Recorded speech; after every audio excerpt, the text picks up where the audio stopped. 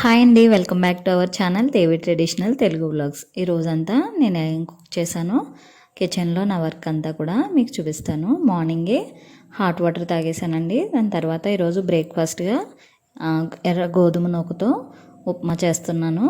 ఇదైతే మనకి హెల్త్కి కూడా మంచిది కదా. హెల్త్ అంటున్నారు, ఉన్నాయి హెల్త్ కదా అనుకుంటారు. అంటే తెల్లగా ఉంటుంది కదా కరాచీ నూక, అలాంటి వాటిలో అయితే కార్బోహైడ్రేట్స్ ఎక్కువ ఉంటాయి. మనకి గోధుమ నూక అంటే ఎర్ర నూక తీసుకోవడం వల్ల అది కొంచెం మనం కొద్దిగా తిన్నా కానీ స్టమక్ అంతా ఫిల్ అయినంత ఫీల్ వస్తుంది అనమాట. అందుకని ఎక్కువగా మేము ఎర్ర నూక ఉప్మానే తీసుకుంటాము. ఇప్పుడు ఇలా వాటర్ అంతా ఇంకిపోయిన తర్వాత ఒకసారి కలుపుకొని మూత పెట్టేస్తే ఇది మగ్గుతుందండి.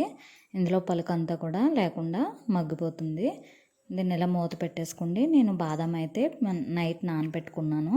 దాన్ని ఇప్పుడు పీల్ అవుట్ చేస్తున్నాను. మార్నింగే బ్రేక్ఫాస్ట్ ముందు ఈ బాదం తీసుకోవడం మంచిది. అంటే అవైలబిలిటీని బట్టి మీరు ఎప్పుడు తిన్నా పర్లేదు. నేనైతే మార్నింగే ఇస్తున్నాను. ఇప్పుడు టీ కూడా పెట్టేశానండి. టీ కూడా అయిపోయింది, టీ మరిగిపోయింది. ఇప్పుడు ఉప్మా కూడా మగ్గిపోయింది. ఇది రెడీ అయిపోయింది అనమాట. అంటే వాటరు ఎలా తీసుకున్నామంటే 1:2 తీసుకున్నాను. ఒక కప్పుకి 2 కప్స్ ఆఫ్ వాటర్ తీసుకున్నాను అనమాట. తీసుకుంటే ఇదిగో ఇలా రెడీ అయింది. ఇది కూడా పక్కన పెట్టేసుకోండి. ఈరోజు డీటాక్స్ ఏం తీసుకుంటున్నానంటే పుదీనా అండ్ ఆరెంజ్తో డీటాక్స్ వాటర్ తీసుకుంటున్నానండి. ఇది షార్ట్ కూడా పెట్టాను. ఇలా పుదీనాని, ఫ్రెష్గా ఉన్న పుదీనాని ఇలా వేసుకోండి. ఆరెంజ్ని కూడా పీల్ అవుట్ చేసుకోండి. పీసులుగా కట్ చేసుకుని ఇందులో వేసుకుంటున్నాను. సబ్జా కూడా ఉంటే మీ దగ్గర సబ్జా కానీ చియా సీడ్స్ కానీ యాడ్ చేసుకోవచ్చు. ఇప్పుడు ఆరెంజ్ కూడా ఇందులో యాడ్ చేసేసుకుంటున్నాను.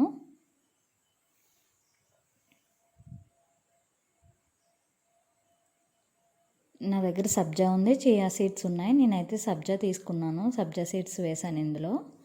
వేసి దీన్నంతా వాటర్తో ఫిల్ చేసుకోవాలి. లంచ్లోకి అయితే ఈరోజు నేను కాకరకాయ ఫ్రై చేస్తున్నానండి. కాకరకాయ వెల్లుల్లి కారం చేస్తున్నాను.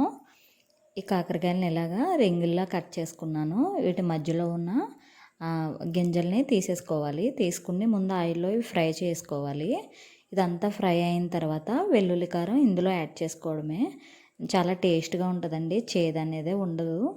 అండ్ ఈ వాటర్ని నేను మార్నింగ్ డీటాక్స్ చేసుకున్న వాటర్ని ఒక జార్లో ఫిల్ చేసుకుండి వంట చేసుకుంటూ సిప్ చేస్తూ ఉన్నాను అనమాట. ఇలా డేలో 3 టైమ్స్ తీసుకున్నాను నేను.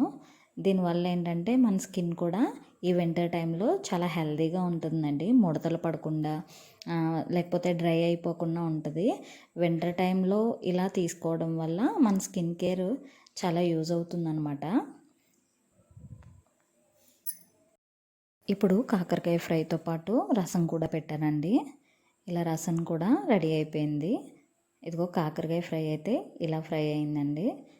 కాకరకాయ అంతా ఆయిల్లో ఫ్రై అయిన తర్వాత అప్పుడు వెల్లుల్లి కారం వేసుకోవాలి.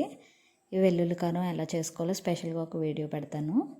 చాలా టేస్ట్గా ఉంటుంది.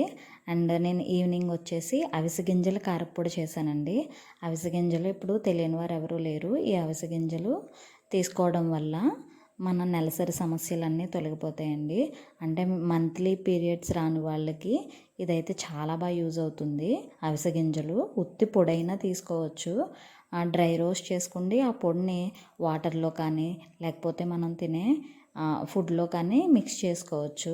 లేకపోతే ఇలా అవిసె గింజల కారపొడి చేసుకోవచ్చు అనమాట. నేనైతే అవిసె గింజలతో కారపొడి చేస్తున్నాను. ఇప్పుడు అది ఎలాగో మీరు చూసేయండి. బాండీలో ఆయిల్ వేసుకోండి.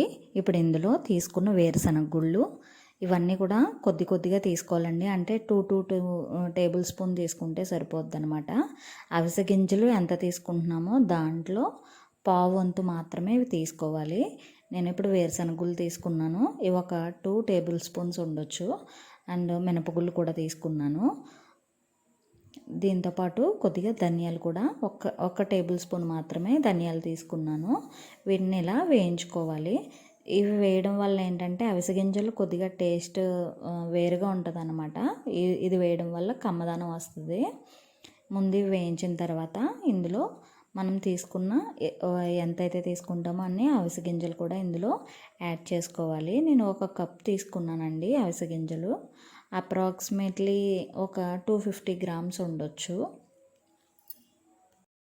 ఇప్పుడు అవిసె గింజలను కూడా వేసి వేయించాలి. ఇవి చిటపటమంటాయండి.